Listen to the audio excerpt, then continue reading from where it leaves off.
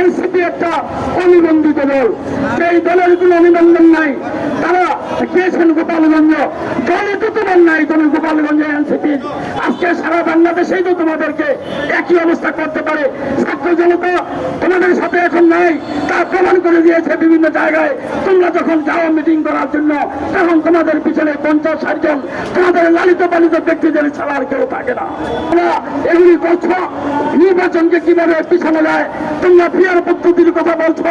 তোমরা আমার একটা মৌলবাদী দলকে যারা দেশের টিকিট বিক্রি করে, সেই দেশের টিকিট বিক্রিকারী দলকে নিয়ে ষড়যন্ত্র করছো। তাহলে গোপালগঞ্জের ঘটনা থেকে আমরা এখন জনগণ যেভাবে দেখে যে এটা জামাত, এনসিপি, আওয়ামী লীগ এবং এই অন্তর্বর্তীকালীন সরকারের কিছু লোক এটার সঙ্গে জড়িত। সেখানে আইন শৃঙ্খলা রক্ষা বাহিনীর যেটা জাহিদ ভাই বলেছেন, তাদের কাছে কি কোনো মেসেজ ছিল না? ওইখানে যারা পুলিশ ছিল তারা ওইখানে গিয়ে সব এখন গিয়েছে।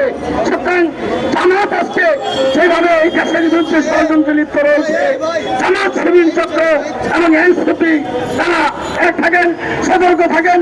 বিগত 17 বছরে দেশজুড়ে এই কিন্তু রাজপথে ছিলাম, আমরা এই সংগঠনের বানালে রাজপথে আন্দোলন সংগ্রাম করেছি।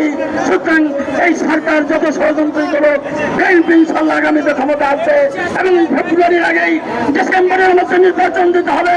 সেই নির্বাচনে বিএনপি সংখ্যাগরিষ্ঠতা সিট অর্জন করে ক্ষমতায় আসবে, সরকার গঠন করবে। আমাদের নেতা তারেক রহমান